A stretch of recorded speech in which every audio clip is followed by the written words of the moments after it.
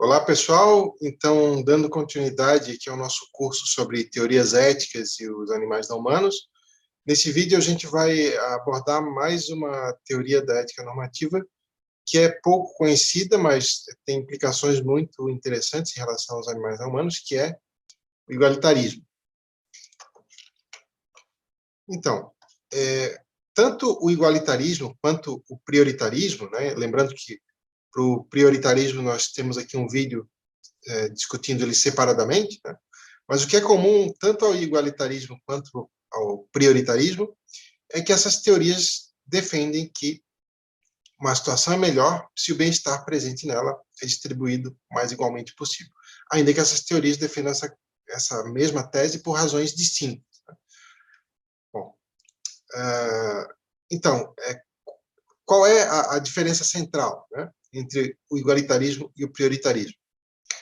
O igualitarismo busca a igualdade, né, na distribuição dos níveis de bem-estar. Então, o igualitarismo defende que buscar a igualdade é bom por considerar injusta a desigualdade. E o prioritarismo defende a mesma coisa, só que por outra razão. Porque buscar a igualdade é bom porque beneficia aqueles que estão pior. Lembrando, né, para o prioritarismo, quanto pior alguém estiver, mais valor tem uma unidade adicional de aumento no bem-estar desse alguém. Bom, e como a gente vai ver, né, essas teorias defendem prescrições muito semelhantes na prática, quase sempre, ainda que seja por essas razões distintas. Então, quais são as características centrais do igualitarismo? Então, uma característica central é que mantém que é melhor se todos viverem em um nível satisfatório, em vez de alguns viverem em condições paradisíacas, né, enquanto outros vivem em uma situação muito ruim. Outra característica central do igualitarismo, né, que difere, por exemplo, do utilitarismo, é que para o igualitarismo o que importa não é apenas que a quantidade total de felicidade seja a mais alta possível, mas que ela seja experimentada e o sofrimento não seja experimentado, né, pela maior porção possível de indivíduos. Então, é um tipo de teoria que se centra fortemente em como o valor total, como o bem-estar total, está distribuído entre os indivíduos. Quais são os níveis de bem-estar de uns indivíduos em relação aos outros. Então, vamos ver um exemplo aqui para ficar mais claro. Tá? Então, a gente vai ter aqui duas situações. Lembrando, né? As letras, né, representam os indivíduos A e B, são dois indivíduos. E os números representam os níveis de bem-estar desses indivíduos, né? Números positivos indicam que o indivíduo está bem, e números negativos indicam que está sofrendo. Então, a gente tem aqui em S1 o indivíduo A com mais 25 de bem-estar, está bem, né? E o indivíduo B com menos 10, está sofrendo consideravelmente. E a gente tem um total agregado, né, de mais 25 menos 10 dá mais 15. Né? E a desigualdade presente nessa situação é de 35, né? Porque um está com mais 25 e o outro está com menos 10. Já numa segunda situação, a gente tem aqui o indivíduo A com mais 20, ou seja, ele não está tão bem quanto estaria em S1, mas o sofrimento do indivíduo B diminuiu consideravelmente, ele passou de menos 10 para menos 5. Veja que o total agregado aqui também é mais 15. Né? Então, em termos de total agregado, as duas situações são iguais. Mas, em termos de desigualdade, S2 tem muito menos desigualdade, porque temos um indivíduo com mais 20 e o outro com menos 5, em comparação à outra que tinha, né, mais 25 para um e menos 10 para outro. Então, o utilitarismo tradicional, o clássico, né, que soma o prazer e a felicidade e subtrai o sofrimento total agregado, o utilitarismo diria que S1 e S2 são igualmente boas, porque o saldo total é igual, né? É mais 15 nas duas.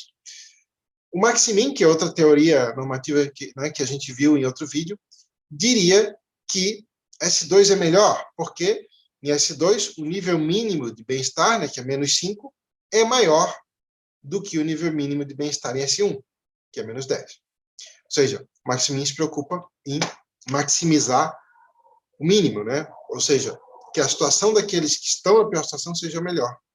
O prioritarismo chegaria no mesmo julgamento, diria que S2 é melhor, mas por outra razão, né? Porque os mais 5 que o B ganha, né, porque ele estava em menos 10 e ganha mais 5, os prioritaristas diriam que isso tem mais valor do que os menos 5 que o A perde. Né? O A está com mais 25, passa para mais 20. Uma vez que a situação do B é muito pior. Né? Então, lembrando, para o prioritarismo, quanto pior alguém estiver, mais valor tem aumentar o bem-estar desse alguém. Os igualitaristas concordariam aqui com os proponentes do Maximin e com os prioritaristas, discordariam dos utilitaristas. Os igualitaristas também diriam que S2 é melhor, mas por um motivo diferente, né? Que é o motivo de que em S2 a desigualdade é menor, menos 25, né? Em comparação a menos 35. Então, a diferença é que o igualitarismo é um tipo de teoria normativa que é comparativa, né? Porque depende, o quão boa ou ruim é uma situação depende dos níveis de bem-estar, não do indivíduo isoladamente, mas dele em comparação ao bem-estar dos outros. Bom, vamos ver aqui um outro exemplo, porque nesse primeiro exemplo que a gente viu, o valor total agregado é o mesmo em ambas as situações, né? Lembram aqui, ó, era mais 15 nos dois.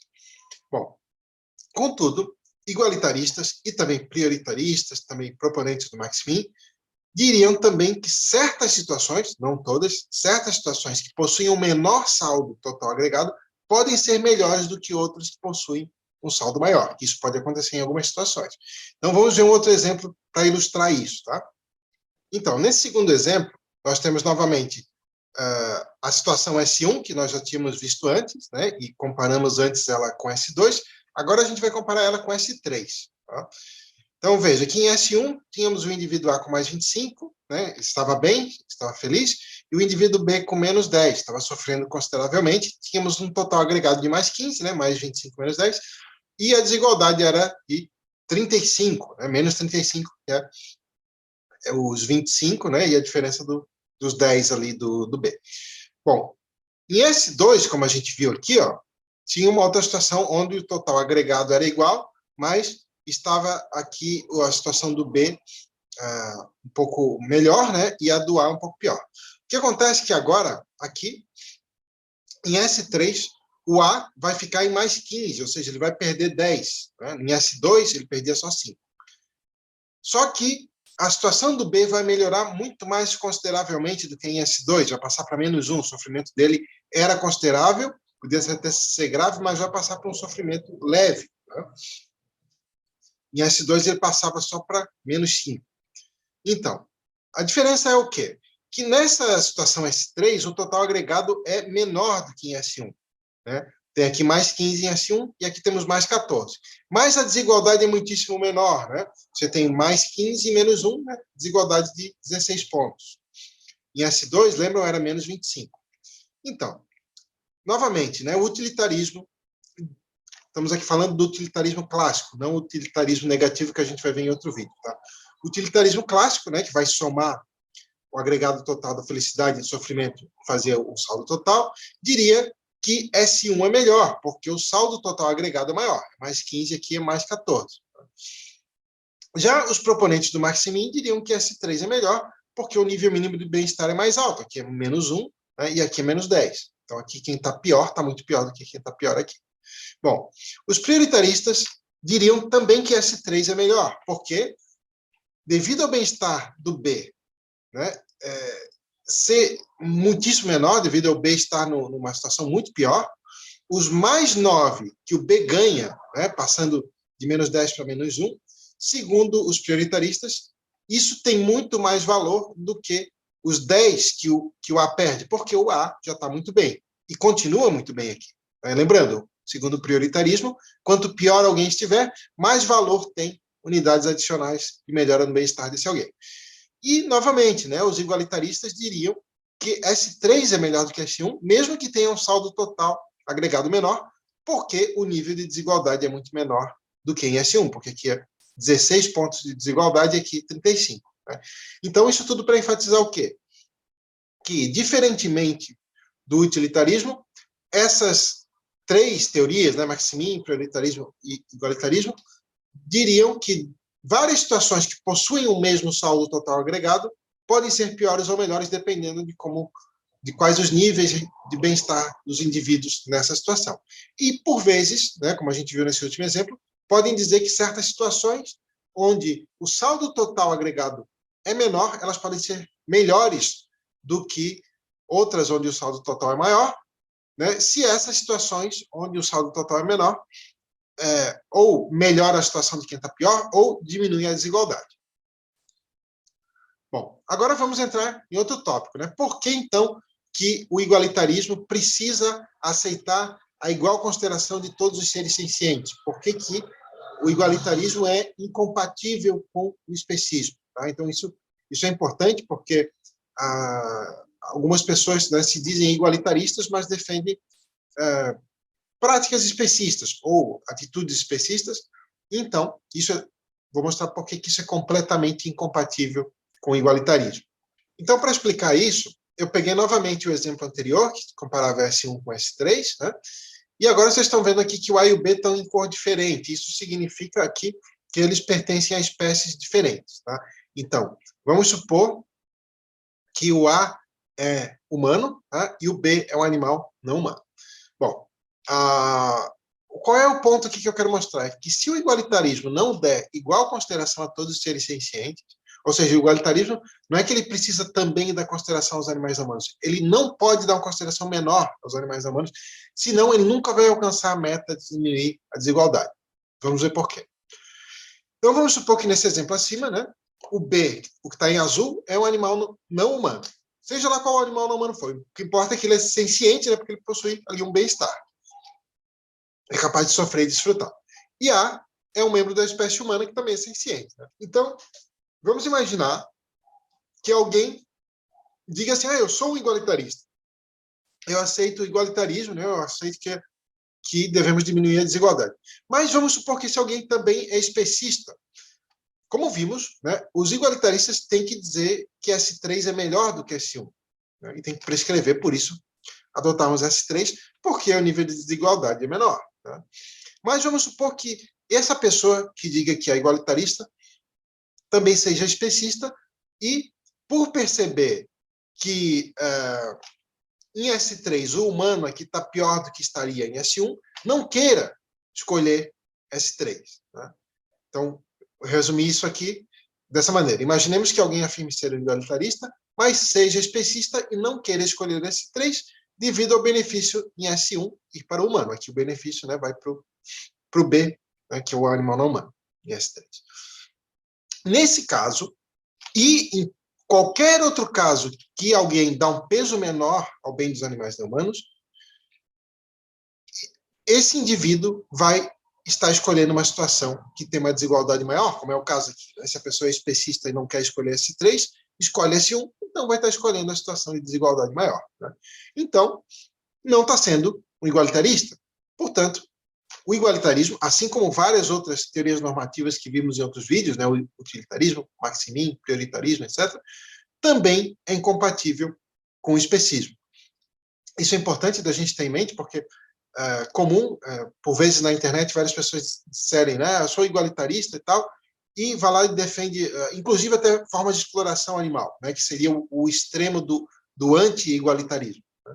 Então, o igualitarismo é incompatível com o especismo, porque se alguém é especista, não vai alcançar a meta de diminuir a desigualdade, principalmente porque os animais não humanos geralmente estão numa situação comparativamente muitíssimo pior do que os humanos, mesmo que tenham humanos em situação ruim.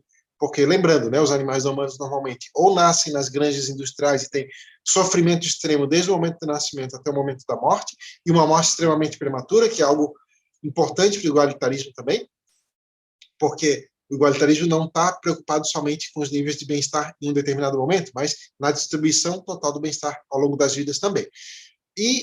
Ou os animais não humanos nascem na natureza também, a maioria das pessoas não sabe, mas também geralmente para sofrer intensamente e morrer de fome, sede, desastres naturais, etc. E a quantidade desses animais é gigantesca, gigantescamente maior do que a quantidade de humanos em uma situação ruim. Então, o igualitarismo tem que dar uma preocupação extra com os animais não humanos. Isso a gente vai ver em mais detalhes daqui a pouco. Mas só para dizer que se vocês verem alguém se dizendo igualitarista e defendendo posturas especistas, esse alguém, na verdade, não é um igualitarista, é um anti-igualitarista. Então, vamos agora discutir a principal objeção ao igualitarismo, que é a objeção da igualação por baixo. Tá? E depois, lá no final, a gente vai ver algumas implicações do igualitarismo em relação aos animais não humanos. Mas vamos, então, passar para a objeção da igualação por baixo. Então, a gente vai discutir essa objeção agora. Vamos ver o que é. Tem duas variações principais dessa objeção. Vamos ver o que diz essas variações e quais são as respostas que os igualitaristas têm dado a essa objeção. Vamos ver. Então, a objeção da igualação por baixo, como eu disse, né, tem duas versões. Tá? Vamos começar pela primeira, né, versão 1. Ela diz o seguinte. Vamos supor aqui duas situações, são o S1 e S2, mas não são as mesmas que a gente viu antes, é outras situações. Tá? Novamente com dois indivíduos. Né? Então, veja, em S1 temos o indivíduo A com mais 14, está bem, né? Está com bem-estar positivo, e o indivíduo B com mais 15, né? Também está com bem-estar positivo, um total agregado de mais 29, né? E a desigualdade é de um ponto, né? Porque um está levemente melhor do que o outro, está com mais 15 e o outro está com mais 14. Agora vamos comparar isso com S2. S2, tanto o indivíduo A quanto o indivíduo B estão com mais 1 de bem-estar, ou seja, eles estão numa situação muito pior do que estariam em S1, né? E o saldo total agregado é de mais 2, né? Tem muito menos bem-estar. Só que a desigualdade aqui não tem, né? É uma igualdade perfeita, porque os dois estão no mesmo nível de bem-estar. Então, qual é o problema, né? Segundo essa primeira versão da objeção da igualação por baixo, os igualitaristas teriam que dizer que S2 é melhor. Por quê? Porque em S2 não tem desigualdade, né? A igualdade é perfeita, e em S1 tem um pouquinho de desigualdade, tem um ponto de desigualdade. Só que os proponentes da objeção concluem o seguinte, que isso é absurdo, né? Porque em S2 não tem ninguém que se encontre melhor do que em S1. Na verdade, piorou para todo mundo. Piorou para o A, piorou para o B e piorou consideravelmente. Né? Todos estão muito pior. Então, segundo essa objeção, o igualitarismo teria que defender que situações onde todo mundo está igualmente ruim, né, igualmente pior, são situações melhores se elas tiverem igualdade perfeita, e que isso é absurdo, então deveremos rejeitar o igualitarismo. É o que diz essa objeção. Bom, agora vamos ver algumas respostas a essa primeira versão da objeção da igualação por baixo. Tá? Bom, antes disso, uma observação importante. Tá? Antes de vermos como os igualitaristas poderiam responder a essa objeção, é bem importante observar que essa objeção não afeta o prioritarismo, nem o suficientismo e nem o maximin. São teorias que, né, cada uma delas tem vídeos separados aqui, se vocês quiserem ver no canal. Então, por que não afeta, essa objeção não afeta essas outras teorias?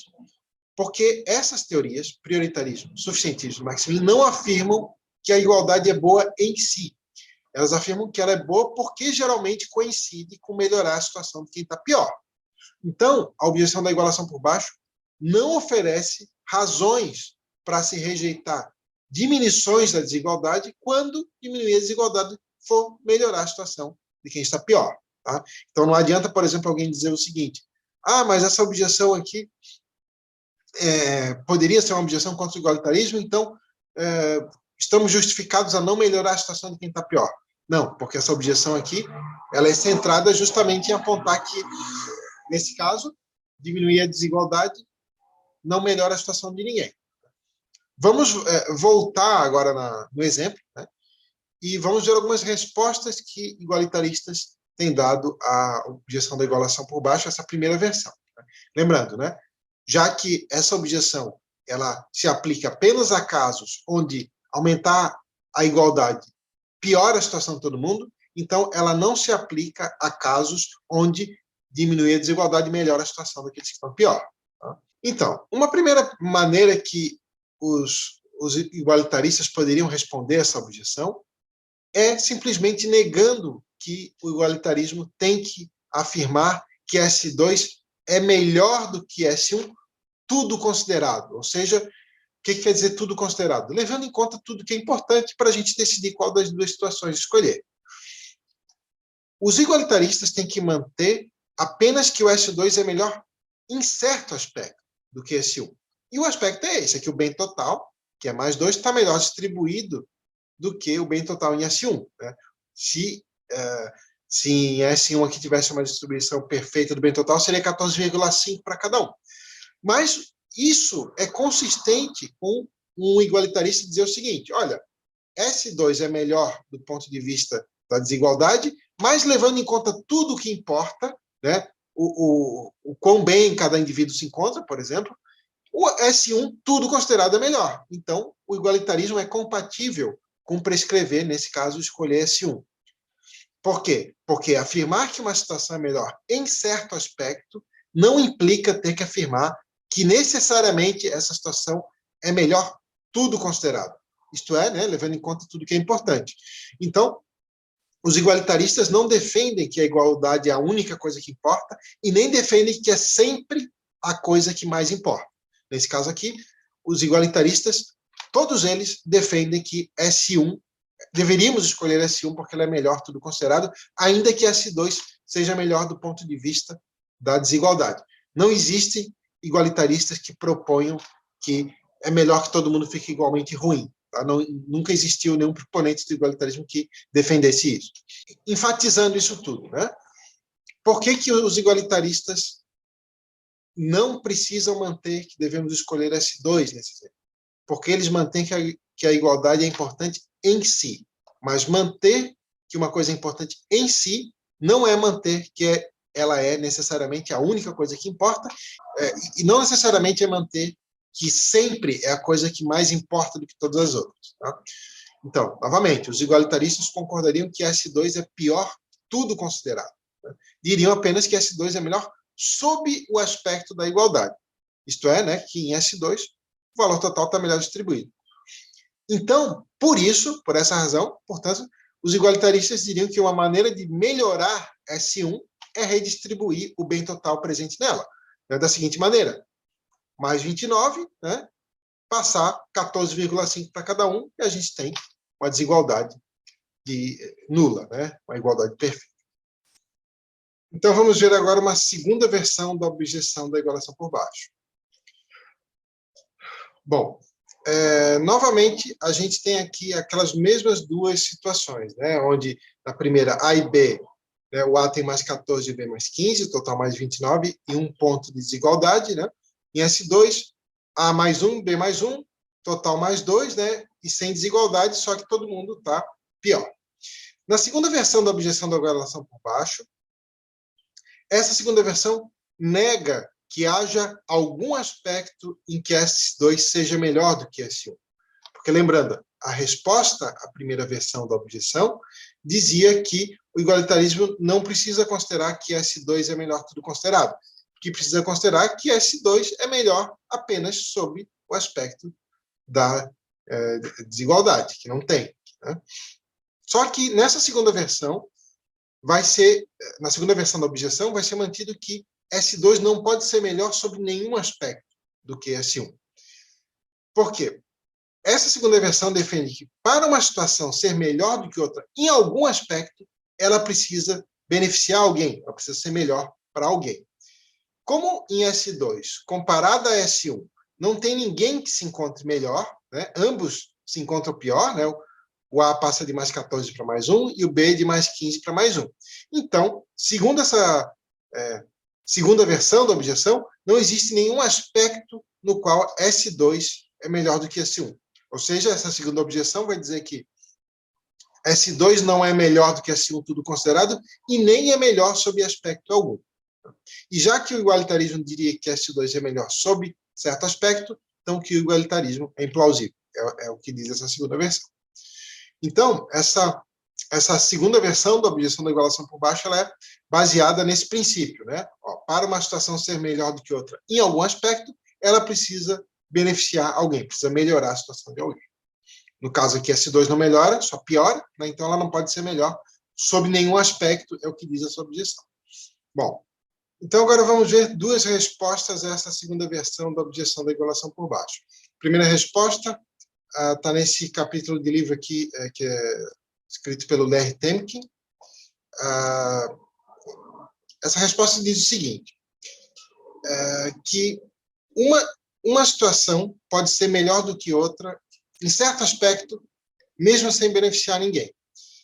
Então, por exemplo, tem que dar esse exemplo, né, que se algum dos dois indivíduos, ou ambos, né, merecerem o dano do qual padecem, então pode-se dizer que essa situação aqui, S2, é melhor sob certo aspecto, mesmo que não tenha beneficiado ninguém, por questões de merecimento, por exemplo.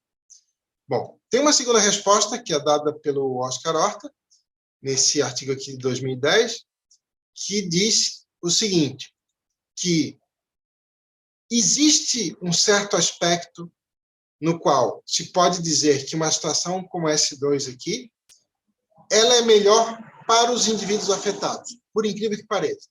Como é que ele explica isso? Né? Para defender essa tese de que uma situação como essa aqui, como S2, onde todo mundo está pior do que estaria em S1, que existe um aspecto, né?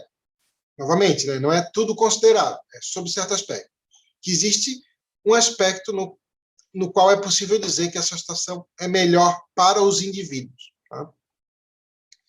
Para defender essa tese, ele vai distinguir entre dimensões relacionais e dimensões não relacionais do valor. Então, para entender esse ponto, para entender essa distinção entre dimensões relacionais e não relacionais do valor, vamos ver aqui o exemplo dos dois mundos. Tá? Tem o mundo M1 e o mundo M2. No mundo M1, em todos os dois mundos, tem dois grupos de indivíduos. Tá? No mundo M1, os indivíduos que estão no grupo A, todos eles têm mais 40 de bem-estar. E os indivíduos que estão no grupo B, todos eles têm mais 20 de bem-estar. Já no mundo M2, né, seja lá se alguém nasça no grupo A ou no grupo B, né, vai ficar com mais 19 de bem-estar. Né? Então, o que a gente pode dizer a partir desse exemplo? Que se a gente nascer em M1, né, e nós nascemos no grupo B, dá a dizer que nós tivemos azar, porque se nós tivéssemos nascido no grupo A, nós estaríamos melhor. E que se nós nascemos em M2, né, nós podemos dizer que tivemos o azar de nascer em M2 e não em M1. Porque seja lá em qual grupo que a gente estiver em M2, a gente vai estar pior, né, do que qualquer grupo que a gente nasça em M1. Mesmo do que o grupo pior, dos que estão pior em M1, que é mais 20, ainda estão melhor do que qualquer um dos grupos, né, até o melhor grupo em M2. Então, se nós nascemos em M2, nós podemos dizer que tivemos o azar de nascer em M2 e não em M1, né? Pois mesmo quem está pior em M1 está melhor do que quem está melhor em M2. Mas, se nós nascemos em M2, nós não podemos dizer que tivemos azar de nascer no grupo que nós nascemos, por conta da distribuição igualitária. Então, se nós nascemos em M1, é possível dizer que tivemos azar de nascer no grupo dos que estão pior. Isso não acontece em M2 justamente porque a distribuição aqui é melhor. Então, é nesse sentido que ele diz que haveriam duas dimensões do valor. Uma primeira dimensão do valor diria respeito à situação na qual alguém se encontra. Por exemplo, se nós nascemos em M1 ou em M2, ou se nós estamos em S1 ou em S2. Só que outra situação diz respeito, outra dimensão do valor, quero dizer, diria respeito à posição que alguém ocupa em relação aos outros, dada a situação na qual alguém se encontra. E é sobre essa segunda dimensão do valor que faz sentido dizer que S2 é melhor em certo aspecto, né? Não tudo considerado, como a gente viu, é melhor em certo aspecto para alguém do que é em S1, para os indivíduos que estão lá. Por quê? Porque uma vez que alguém tem o azar de se encontrar em S2, não tem risco de esse alguém se encontrar em uma situação pior do que a dos outros indivíduos que estão nessa mesma situação. Isso acontece em S1. Pode ser que em S1 alguém tenha a sorte ou o azar de estar na situação, né, melhor ou pior. Assim como aqui, né? Se alguém nasce em M1, pode ter o azar de nascer no grupo B, né? Mas se alguém nasce em M2, não, tanto faz o grupo que vai nascer que ele vai ter a mesma parcela do valor. É por esse motivo que é possível a gente fazer o raciocínio de dizer que em M1 o melhor seria que os dois grupos, cada um tivesse aí né, mais 30, né, de bem-estar, porque, então, a distribuição seria mais igualitária e não teria risco de alguém se encontrar pior do que os outros, uma vez que nascesse em M1. Bom, então essas são as respostas mais comuns à objeção da igualação por baixo. E agora, para finalizar, vamos ver algumas implicações práticas do igualitarismo. Vamos ver primeiro em relação à prioridade, né? O que um igualitarista deveria dar prioridade. Vejam, quintilhões de animais não humanos estão em uma situação pior em comparação à maioria dos humanos. Né? Novamente, né? Os animais não humanos ou nascem na exploração animal, a grande maioria deles nasce só para sofrer e para ter uma morte prematura, ou nasce na natureza também, geralmente só para sofrer ou para ter uma morte prematura, como tem outros vídeos no canal aqui explicando. Tá? Muita gente não sabe, mas as vidas dos animais na natureza já são terrivelmente ruins, repletas de sofrimento, já em decorrência dos processos naturais, independentemente de ação humana. Por vezes as ações humanas pioram esse sofrimento, mas já seria assim, independentemente de ação humana, e era assim muito antes do surgimento dos humanos. Por conta de vários fatores, né? Doenças, falta de recursos, desastres naturais, mas principalmente por conta das taxas de reprodução, que são sempre gigantescamente maiores do que os recursos disponíveis. Bom, dada a situação dos animais não humanos, que individualmente é geralmente muitíssimo pior do que a situação dos humanos, né? Tem humanos que estão em situações muito ruins, mas não nasce para ser fervido vivo, por exemplo, ou para nunca poder se mexer ou se virar e viver amontoado com outros 11 numa gaiola, né, por exemplo, que é a situação dos animais na produção industrial de animais para consumo.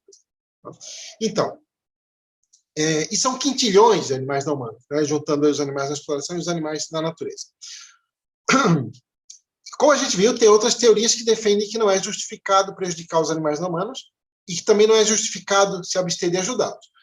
O igualitarismo vai aceitar isso também, só que, assim como vimos, né, assim como o prioritarismo, o igualitarismo tem que reivindicar que devemos fazer da luta pelos animais não humanos e tentar melhorar a situação deles a nossa prioridade, já que eles estão na pior situação de todas e é uma quantidade gigantesca de indivíduos. Então, resumindo, né, alguns humanos sofrem terrivelmente, mas se considerarmos a quantidade de indivíduos em uma situação terrível, a situação dos animais não humanos é claramente muitíssimo pior, gigantescamente pior, astronomicamente pior. Né? Na exploração, eles sofrem terrivelmente durante suas vidas inteiras, e suas vidas são muito curtas, são mortos prematuramente. Isso é importante para o igualitarismo, né? Porque isso afeta a distribuição da experiência do bem-estar ao longo do tempo. Na natureza, os animais sofrem significativamente de muitas maneiras, né? E suas vidas também, normalmente, terminam muito prematuramente. A maioria dos animais morre muito cedo, geralmente logo depois de nascer, e a grande maioria deles nasce apenas para experimentar sofrimento. A maioria das pessoas não pensa assim, porque quando pensa em animais da natureza, tende a pensar nos animais que são a exceção da exceção, que são os animais de grande porte, né? Zebras, leões, elefantes. A vasta maioria dos animais são animais de pequeno porte, anfíbios, répteis, peixes, invertebrados em geral, insetos, por exemplo, crustáceos, que se reproduzem tendo aí milhões, milhares, né, de filhotes, dependendo da espécie, e a vasta maioria deles nasce só para sofrer. Então, dado que os animais humanos estão numa situação muito pior, isso é uma quantidade gigantesca de indivíduos, o igualitarismo implica, então, que deveríamos tornar a defesa dos animais não humanos nossa principal preocupação de todas. Então, não é apenas que o igualitarismo tem que reconhecer como algo importante, mas que deveríamos dar uma alta prioridade para os animais não humanos, por essas razões que eu expliquei. Então, terminamos aqui mais um vídeo e obrigado por terem assistido. Até o próximo vídeo. Tchau.